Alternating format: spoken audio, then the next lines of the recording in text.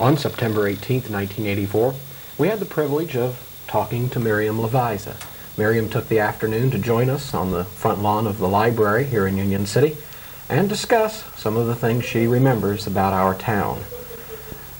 Miriam is not only an active and healthy 84 years old, but she remembers a great deal about Union City, and not only that, but has lived a very fascinating life. And now, let's visit with Miriam Luvisi.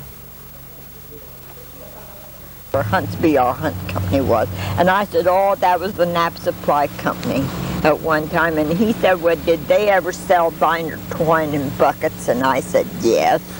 When, long years ago, when farmers bought binder twine, you know, they buy it now just in great big balls, you know. But it was in a ball, but the ball was in a wooden bucket. And Mr. Crawford had one of them wooden buckets about, and he wondered about, you know, it was down there. And they didn't remember that Knapp Supply Company was down there. Well, I remembered that when I was a little kid. You know, I've got in the backyard, I found a bird bath that originally came from Knapp's house down on South Columbia Street. Yes. And so I fixed that up and painted it up, and I've got it in the backyard now. It's a big thing, and fancy well, you know, now which house is it? You know where Mrs. Keffer lived. It's the one they tore down. Well, they tore it down, yes. It's just right kind of cornered across the street that way. And Mr. Virginia. And Knapp's lived across there. Well, Mrs. Keffer had well, it was just a straight chair, and it was, well, they call them a roseback chair, you know, they're antiques now. And she said it took her and her mother and Florence, all of them worked on it, and they made a new, see, it was a horsehair seat. And if you ever did you ever sit on a horsehair? No, but I can imagine what it's like. Well, they were slick, but they were made out of the hair of a horse's tail. And you know, there was well, we had a couch like that. It was very fashionable to have the seats of the chairs and the backs of the chairs with horsehair stuff. It would look like leather, and it was real slick. But oh, it was the scratchiest stuff to sit on. You ever tried sitting on? Shoot. Yeah. And they went to work, and they made a new needlepoint, you know. New needlepoint seat for that. And I said something about that needlepoint seat one day. And she said, well, it took me and Mother and Florence for a whole year. We all worked on it. It took us more than a year to get that needlepoint seat made for that chair. And all. But that Mrs. Knapp gave that to her. And then she had a pair of mahogany wooden candlesticks. George took those home. Mrs. Knapp gave those to her when she was married. They not like that. Well, I've heard some stories about their house. I know that, well, at the Knapp Supply Company, which, if I'm right, it was where Broadway is. It's set kind of down towards the railroad track. No. It was on the corner. You know where that big building there on the corner where right there at State Line and that big one there on the corner. Okay, on the Indiana side? On the Indiana what side. Used to be the Coca-Cola bottling. Yeah, well, the Coca-Cola was to the west, and then they bought see, it used to be the B.R. Hunt Company. They made musical instrument cases and stuff like that. And but there was that room that Coca-Cola bought east of their place. But I've seen a picture of it in the Tucker history book of the supply company, and they sold tile and like a hardware. It was the hardware. It was a wholesale. Wholesale and retail, and it was it was wholesale and retail. And that Knapp Supply Company, I know you could. Well, it was like a Montana lumber company. You couldn't find anything else in town. You went down to the Knapp Supply Company and you could find it. Yeah, but now it was a wonderful place. Knapp Supply Company was a wonderful place. But didn't they also sell lots of plaster ornaments for your yard and things like that? Because well, they would. they would you know, they would, if people wanted them, they'd get them for them. Yeah. What I'm getting at the Knapp house, didn't there used to be big lions, like the plaster cast lions, big ones out in front of their house and stuff? And it was probably one of the ritziest houses in the area. Well, it was well, now I'm going to tell you, a way long time ago. Well, now, we better tell people, how long ago are we talking? Way long time ago. Way back 1900s. Okay. Beginning with 1900, okay. 1905. I can remember back 1905, 1906, 7, long in there. But you take Columbia Street, and you take, Howard, now you took Howard Street from Pearl Street on north, Howard Street from Pearl on north, but you take all of Columbia Street from, south, from down below, there below, from Vine Street on north, and North Columbia Street, and from Columbia Street from Pearl Street North, and Howard Street from Pearl Street North. They were the ritziest streets in town. They was all the postcard pictures. Yeah. And for the postcard pictures that were made of Union City for scenic, you know, postcards that we used to get. It was North Howard Street and North Columbia Street. It was a nice part of. I'm telling you, that was a lovely part of town when I was a little girl. That was a beautiful part of town. And even today, if people would take a good look as they drive by some of the older houses that maybe some of them are kind of run down today or old, if they take a good look at them, they can almost visualize what they probably look like. What they looked like, or used to look like.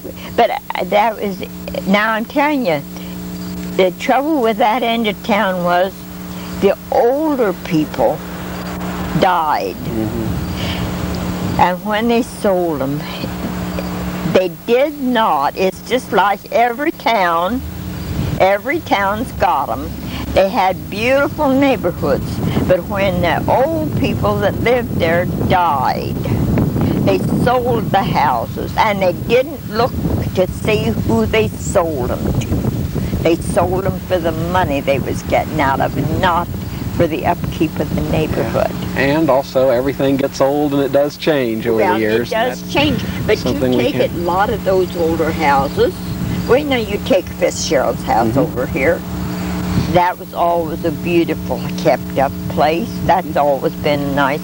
Well, up there where the gas office and Proctor's lived up there, the gas company bought that and tore that house down. But you take Clark's house across where the Elks Club is. Now, was the Elks Club a private home, you're saying? That was Stu Clark's place, and Stu Clark's folks owned his people. Stu Clark's father and mother owned a bakery here down around the corner. Let's see, it's down around there. Well, the Grand Theater was on the corner. That was always a theater, but it was the one of those rooms right there. Now, I don't know whether it was where the flower shop is. There was a restaurant in there, and but they had a bakery right in there. The Stu Clark's folks had a bakery in there, and my mother's doll was named after old Mrs. Clark. When Mother was a little girl, they'd send Mother down there for East. And I'll tell you, in another place across where the bank is, there was a where the Union Trust is? Yes, the Union Trust Company. Well, the Union Trust Company before was in there too. You know, when it went in off the corner, that do you remember when the Union Trust? Well, now that building was there then, but there was a Chinaman had a laundry in there. And my Uncle Orion always let him do his white shirts and his stiff collars, you know, the stand-up stiff collars, and the all awful stiff white shirts. And he worked on the railroad, and he always did his collars and things. And Mother used to laugh about him sprinkling clothes. He'd take a mouthful of water and he'd put his tongue behind his teeth somehow or other and spray the clothes, dampen the clothes. She used to laugh about that, how he dampened the clothes, you know. Talking about the downtown, you talked about how the houses were really nice on the south end, and of course these around the library still are. Yeah. But the downtown area, now I was reading in one of the Centennial books that the main street, when Jeremiah Smith laid the town out, was supposed to be Smith Street, but it ended up being taken up by the railroad. So Smith Street's still there. It still is. It's almost like an alley today, isn't it? That is still Smith Street, and it's on the plat that way.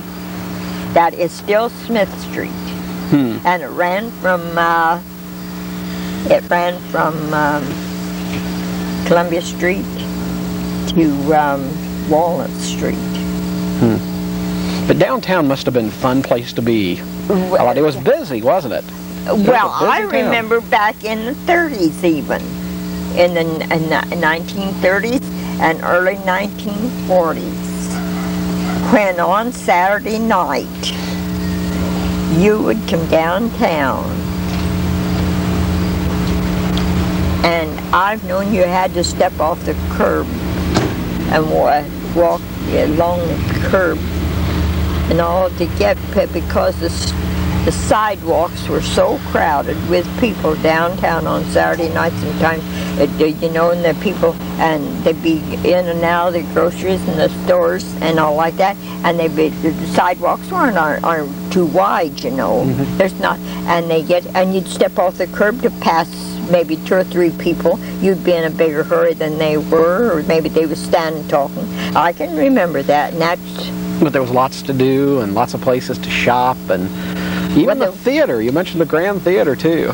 Well, the Grand Theater, and then down, well, it was about where the flower shop is now, right down in there. The Miami was, and there was the 2 picture shows, I know, and you could go in. There was always had a big crowd. They always had a big crowd. Did you ever go to the Grand Theater before the picture shows, before the movies were prominent, when they had real stage shows there? Well, I know when they had the old picture shows and they had vaudeville. I remember when vaudeville? When the Grand Theater had vaudeville show, so on the stage, and they'd have a picture show, and then they'd have they'd have a picture show, and then they'd have this vaudeville stuff, and that'd be the first, you know, the program. And then when they changed, you know, then the next one it would be the picture show, and then the last thing would be the vaudeville thing. Seems to me that would have been fun to have gotten dressed up and went downtown for a live performance at the theater. And I guess they had box seats in the theater and everything, didn't they? It was just like a... They had seats, of reserved seats. You could buy a reserved seat way down in front, and all. And then the people sat back up this way, sat back up this way, the ones that just walked in. But you could reserve seats down in the front. And of course, across the street was the Branham Hotel. Well, the Branham House, I got a meat plate from the Branham House. Now, Branham and Mother were good friends, and, well, they'd known each other all their lives. And they... one day, Nelbry gave Mother that little meat plate about like that. And she gave it to Mother. She says, I thought maybe you'd like to have something that used to belong to the, and it's with Al's monogram. The dishes had his monogram on them. And it was green. It's kind of ancient looking now. It's sort of ancient looking, but it's really, it's pretty. Now, I can remember the Branham Hotel before they tore it down, and I always thought that the front entrance was to the street, to Pearl Street, but actually there was a main entrance around on the other side facing the railroad. Well, there was an entrance on the other side. There was an entrance off of Columbia Street, and there was an entrance off of the side, off of Broadway. And then, if you remember, they had a great big enclosed window part up there to the south. You could see into the dining room, you know, and it all. But so, see, the depot sat right at the end of, the Big Four depot sat right at the end of Broadway. And people sat there and come in and get their dinner and sit there and eat. And, you know, and what, and all. And so they'd, get their lunch and coffee and maybe sandwiches or something like that.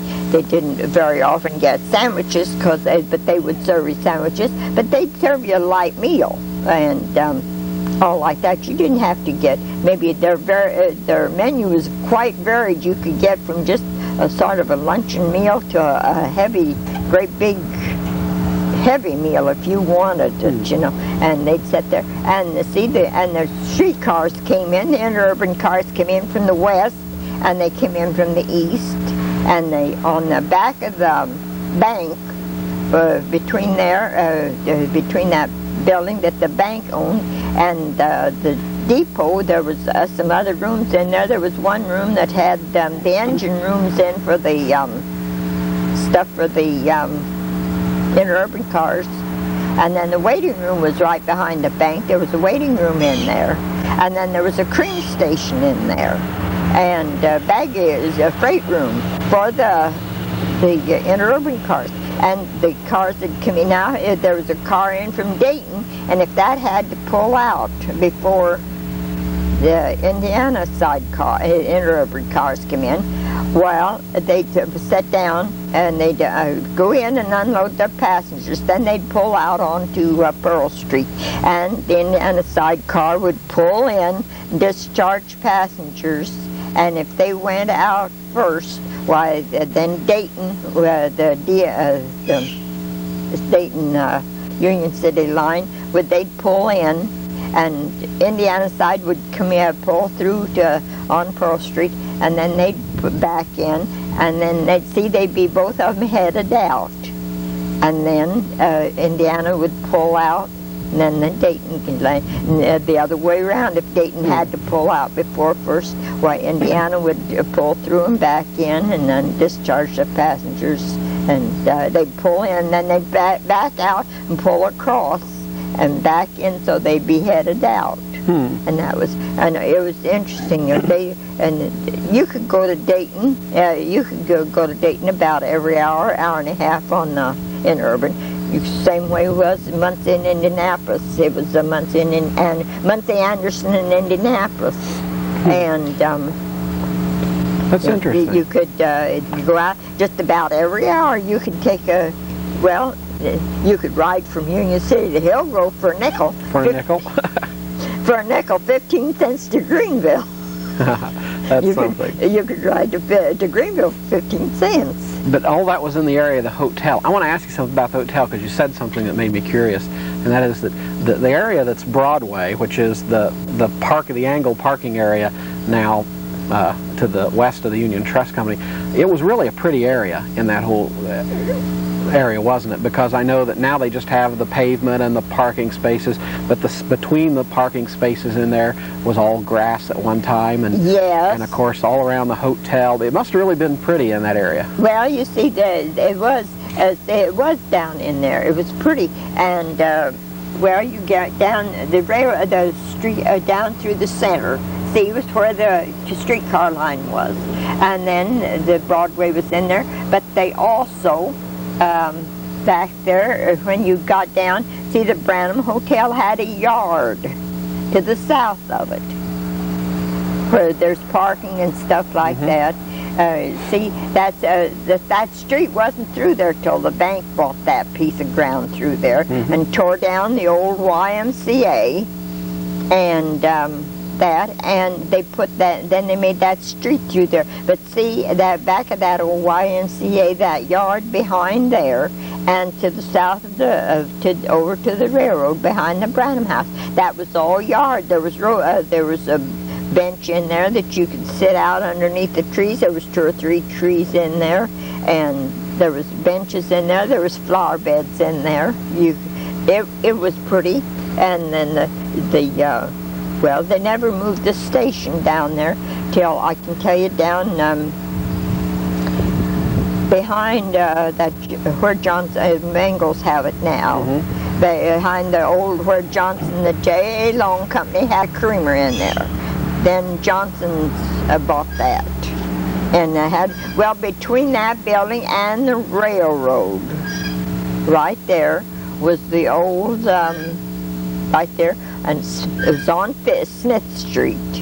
It faced on, and you went across. It was the Pennsylvania Depot. So actually, at one time there were 3 depots? That was depot. That was a Pennsylvania depot, and the DNU and the Big 4 was down on the at the Big 4 station. The DNU stopped there, and when something was, I don't know, the Pennsylvania decided they build a new depot, and that's where the depot is now. What they're renovating, and they decided they build a new depot. Well. See, people then, even so before that, people get off of the Big 4 to transfer to the Pennsylvania. They always had to walk clear down to Howard Street, and the vice versa. The Pennsylvania people had to walk up to the Big 4. So they decided that they'd go together and build one big station, one big nice station, and then.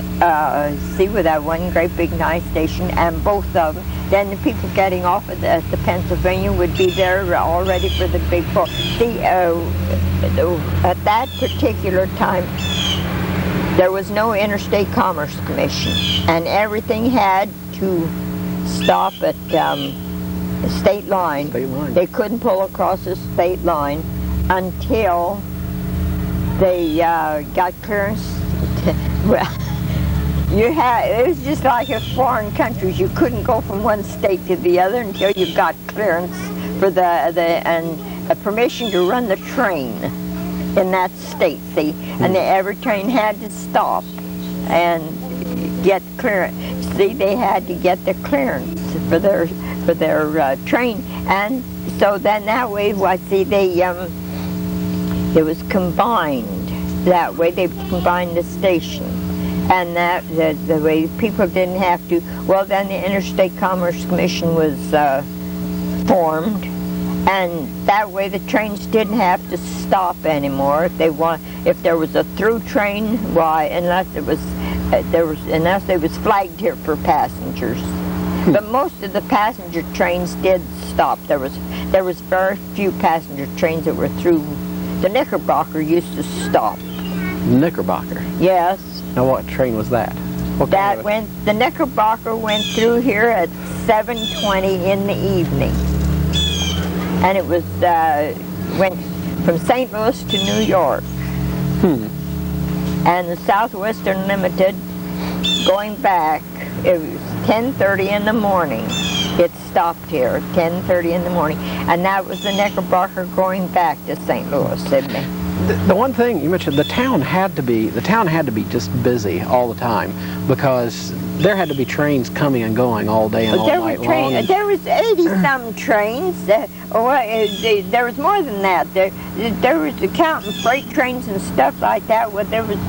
I imagine there was more than 100 trains going through, because the DNU they came up. The DNU made a trip every 2 hours from Dayton up here.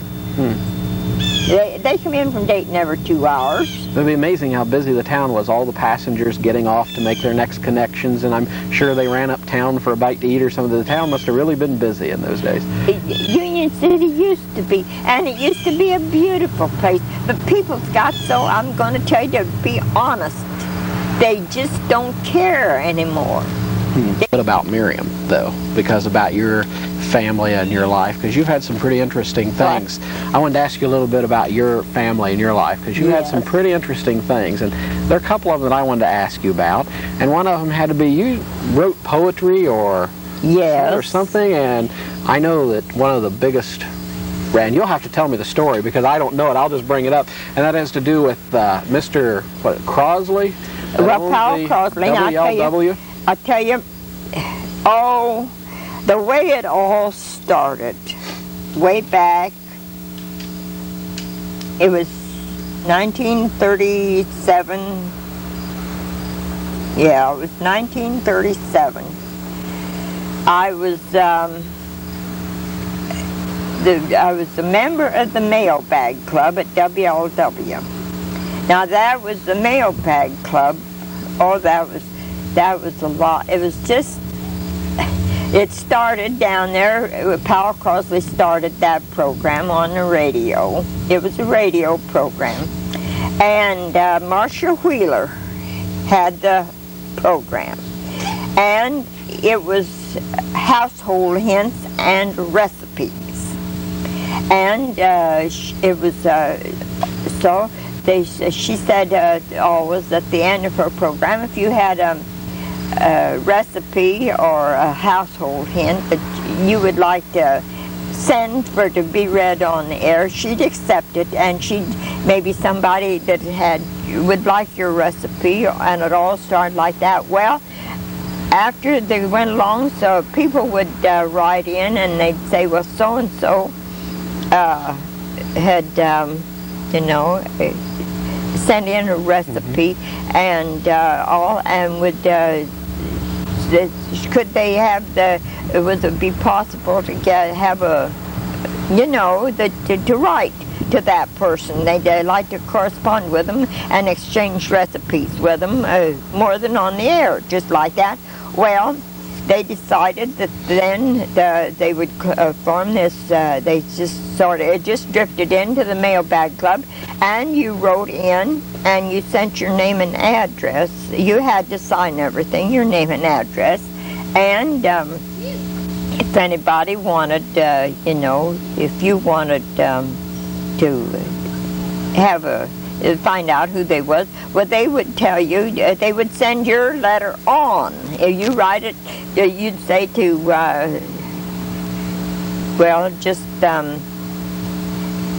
one girl's name was Lima Bean. And you wrote the letter and you marked it for Lima Bean, and they'd send it on. Then they'd put her address on it and send it on. She was a girl that up at Lima, Ohio. And my name was Carrots. Because, I was, at that particular time, I was real red-headed. A poem at the tail end of it. I just wrote something that had run through, some little poem that run through my mind. Mm-hmm. Just things goes through my mind that way. And I wrote that, and they wanted to know about it. And they wanted to know if they could use it on one of their programs. Well, I said yes, and 2 or 3 times they had 2 or 3 programs that they used, little things that I'd send on. Well, Peter Grant and I had met at another, I don't know what that meeting was anymore. That was back in 1937, and I forget what that was. And he wanted to know if he could use them. If, just to use them, if he wanted to send, because he was on that Moon River program. And I just wrote for Moon River, and sent things in from the Moon River program. He wanted to know they wanted to know if I'd send things in from Moon River program. Powell Crosley said, Miriam, I'll take and give you the copyright idea. He says, I'll give you copyright protection for stuff down here, but he says copyright your stuff because somebody might steal it, Yeah. Well, I wrote for a good many years for Moon River. And just to sum up, to cut in here, and finally I published those. I published those because they were you had to publish them to get them copyrighted. And as he said, somebody else, and I have a second book that's copyrighted, but it was only in manuscript form. It never was. I never had that published, but the things are all copyrighted. That's very interesting. Well, I heard you'd done that, and just to kind of sum up here, people may not remember Peter Grant or Powell Crosley, but Powell Crosley was one of the biggest pioneers in broadcasting ever. He started the entire WLW chain of radio stations, and he also owned the Cincinnati Reds. Yes, he did. He owned that and all like that. And I'll tell you another thing. Mrs. E.B. Ball, her husband was one of the Ball brothers. She was a Crosley before she was married. She was a Crosley. He was a nephew of hers. Very interesting. Very interesting. And they were nice people. Powell Crosley was very nice. He was a very nice person. Very. That's interesting. I wanted to take you to Washington D.C. for a second too. You spent some time, a little interesting trip to Washington one time, didn't you? Oh, I've been there during the presidency of Warren G. Harding. Yes, and I was also there when Eisenhower was inaugurated president, and I've been there. Oh, I've been there 3 or 4 or 5 times. They see my own brother lived in Washington. Well, tell me about Warren Harding, though. There's some family. Well, he was my stepbrother. He was your stepbrother? He was my stepbrother. President Harding was your stepbrother? Yes, was my stepbrother. He wasn't even president when I lived in Marion. He was, United States Senator from Ohio, and he had been lieutenant governor before that. Did you make a visit to the White House? Yes, just day over a day. We was just there for over a day or two. But for a day or two? Yeah, we were. Now wait a minute. I went on a tour once through the White House where we start at this end, and in 30 minutes we're through this end. But you stayed at the White House for a couple days. Well, overnight. Now that's something most people don't get to do. Well, you see, Warren and Florence were there. Were president. He was president then. We were Warren and Florence and our side of the family were very good friends. Florence Harding was one of these, and Warren was too. They were these kind of people. If they liked you and all like that, they would do anything in the world for you. They were very, and all like that. But if they did not like you, they never said anything. They never said, "Well, I don't like so and so. I don't care for so and so or anything." But they just kind of let you alone. They would. Well, they'd recognize you. Yes, I know you. How you do and all like that. But to be close friends, they didn't. They didn't make close friends of you. Did you get to sleep in the Lincoln bedroom? No. No. I don't know what it was. I slept in. One of the things I wanted to do was bring you up. I thought the library here was a good setting for you today for your interview. You used to spend a lot of time working here. I spent 16 years 16 years. 16 years. But the library itself, there's an interesting history to it, isn't there, also? Well, it is. Well, you see, this block, now a lot of people don't know it, and I was told once I shouldn't say that because everybody'd be using it for it. But it was a park. The whole block here? This whole block was a park, back to the alley. It was a park. Now, Mr. I was just going. DeVolt, one of the first people that ever come to Union City, and see, Division Street was the north. It was the north limit of town.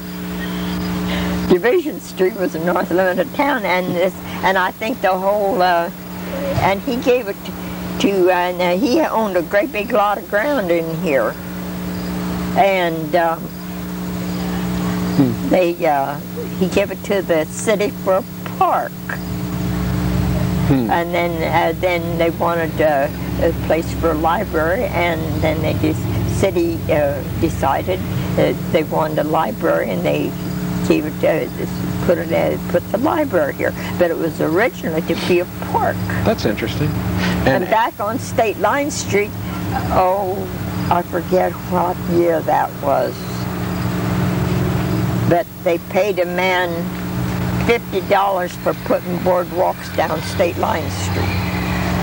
So we did have a boardwalk at one time. Yeah, well, I don't remember, but as I said, told them in that thing in Greenville paper, I can remember. You see, when you see the walls there at Adelsberger's place and along at Davis's funeral home, where those walls are, and the street runs down that way. Well, those walls, they put them there because when they cut the street down, the sidewalks was up there. The sidewalks were up above. And you had to walk down 4 steps to Pearl Street. And that was sidewalks was up there, and the street was up there. And then they cut the street down so that you know, just so that it wasn't as low as it is now. And that was all country up there. And it just turned the cows out, you know. And it had drained us. Columbia Street was a mud street. And they had boardwalks, sidewalks clear downtown and everything. But it was mud street and everything. And my Aunt Lou was a dressmaker. Aunt Law had a milliner's store downtown. And but Aunt Lou was a dressmaker and everything. She needed something to finish a dress for someone. She said, so she told the grandmother she was, if anybody wanted her, why, to tell them that she'd be back in a bit. She was coming down to Kirschbaum's after that particular piece of whatever she wanted, braid or thread or something, I don't know, some little thing. And she walked down and she kept hearing a clump, clump, clump, clump, clump, clump, clump, clump. And she wondered about, wondered what. She turned to go into Kirschbaum's store, and here was a family cow had followed her down the street. All the way down from... All the way down to Kirschbaum's. Oh, it made her so mad.